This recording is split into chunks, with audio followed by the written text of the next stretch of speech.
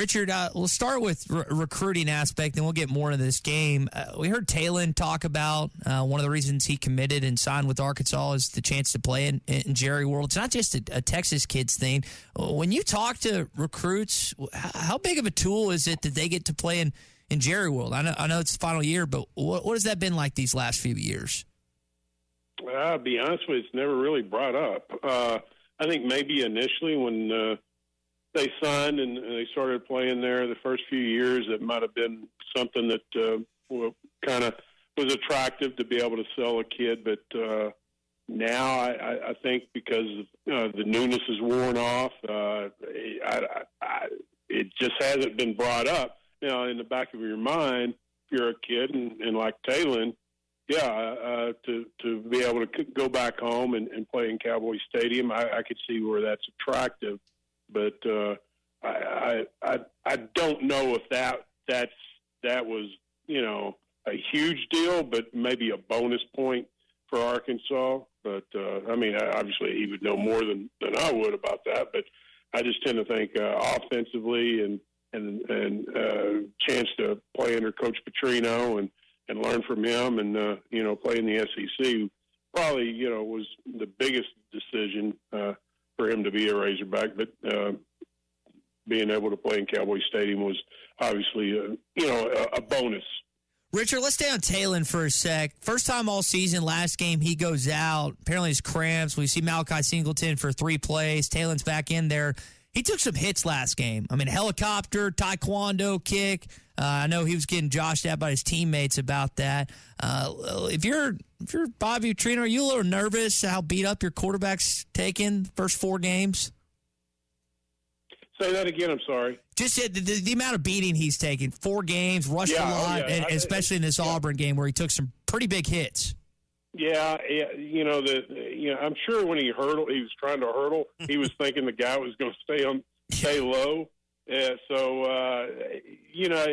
something like that. You see that, and you go, "Oh man!" You whenever you see your most valuable player, let's face it. I mean, he can be a little inconsistent with his passing, but he's the playmaker of the offense, and he's what makes it go. When you see him do something like that, you hold your breath. I'm sure they've talked to him about being smart, about when to take a hit and when not to. And you've seen him slide a few times, and but at the same time, if it's late in the game and you're needing that first down, and you have to lower that shoulder to get that first down, and I think that's something that you just got to deal with and hope that he doesn't get hurt. But that's I think that's the biggest thing with quarterbacks. Quarterbacks is when to be aggressive and be physical, and when not to, and be smart. There's a fine line there, and I think, like I said, I think when you need a crucial first down on a drive or something like that, that's when you maybe give yourself up physically. Yeah, and Coach talked about that on Monday. They don't want to restrict him, but they want him to be safe all at the same time. And I'll be honest, a 6'6", 6'7" guy probably not going to be able to hurdle many defenders in an SEC game. Yeah, well, I mean, and that wasn't a hurdle. I thought that was like Mr. Miyagi had taught him to do a karate kick, chest kick or something. Yeah. Wax on, wax off. Yeah.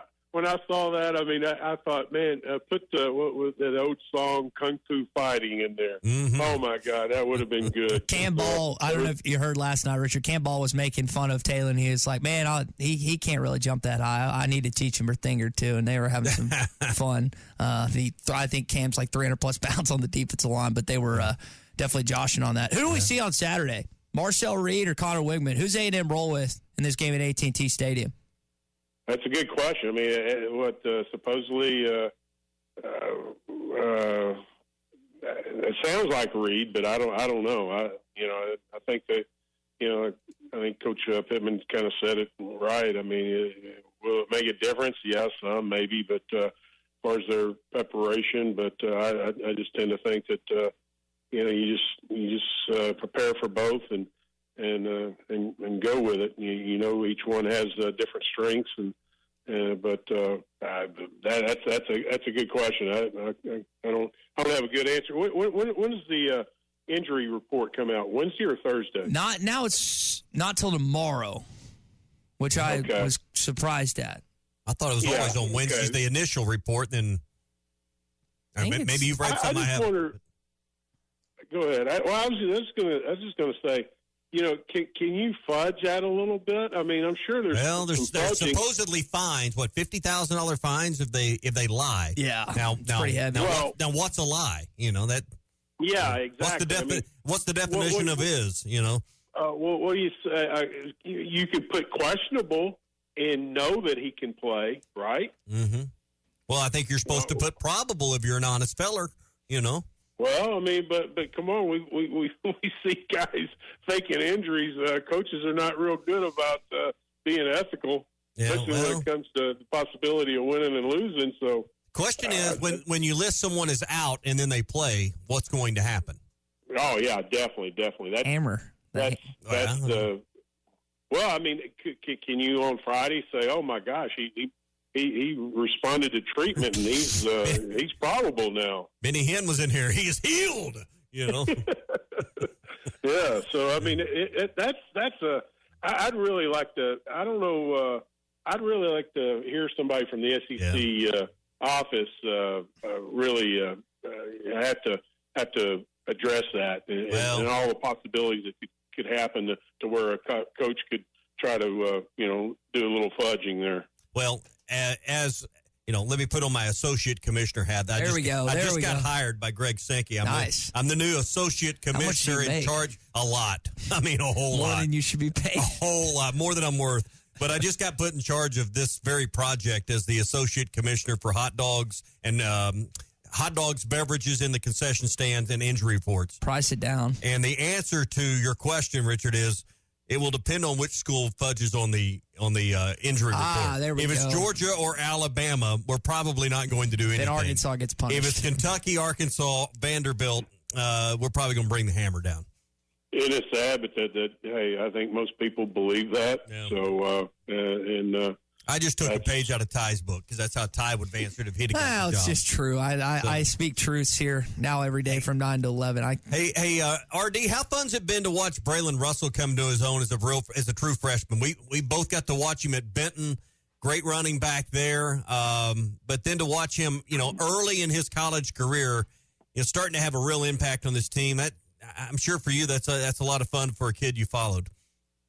Yeah, and the thing is, I've kind of compared him to Roderick Green, but I'll tell you, I mean, just that one run on Saturday where he basically drugged those guys 4 or 5 yards. I mean, to me, he showed more physicality than Broderick Green right there. Broderick, I mean, I thought he was a good running back, but I didn't think he was as physical as he should have been at 250 pounds. And I thought Braylon, as a freshman, really showed, what things to come. And I can imagine after a couple more years of, in the weight room, how more physical that he'll be. So it's going to be fun to watch him, not only this year, but in the next couple of years afterwards, and where he is obviously very, very strong now, but it's going to be even stronger in the future. Week 4 of the high school season, conference play getting underway in most of the states, most of the state and most conferences. There's a few that have already begun, but anyone stood out to you? Any future, Braylon's out there that you're following that's caught your eye so far this season that's having a good year? There's a few that I'm kind of keeping an eye on, but none right now ready to say, that this is the guy that, maybe a D1 school needs to take a look at. But there's a few that I'm keeping an eye on. It's still a little early. I'm thinking about 2 or 3 more games.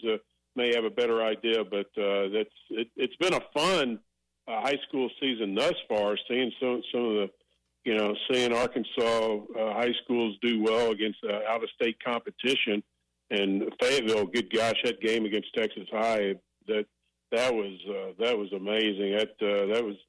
That was a tough loss for Fayetteville, but I think for Parkview to go into Melissa, Texas, and win that game, and then Bryant go to to St. Louis Christian Brothers.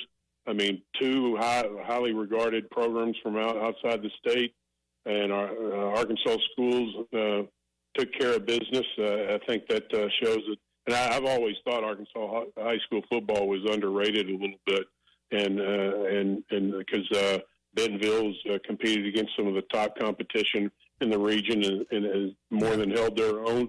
So just a feather in the cap for the high school football in Arkansas. I was really proud to see that. Richards, we'll let you go. You bring up Texas High. I did see a Texarkana Razorbacks shirt in Auburn, Alabama this weekend, one of the few state high schools that have the Razorbacks as their name. I think there's only, like two, Tommy? You know more than me. You got the Texarkana Razorbacks, and I think there's one more, if I remember that. It might be. I don't know of any other. Okay. No. Panama, Oklahoma. They're the Razorbacks. I knew outside the state. I knew there was one more because we had talked about it before, but I thought that was cool this weekend, seeing that in Auburn, Alabama. Richard, we'll leave it there, man. We'll see what happens in Dallas, Texas. And, man, if they win, you're going to have a lot of kids text you. They're going to be in Fayetteville next week. Appreciate it, buddy. All right. Take care, guys. We'll see you next week.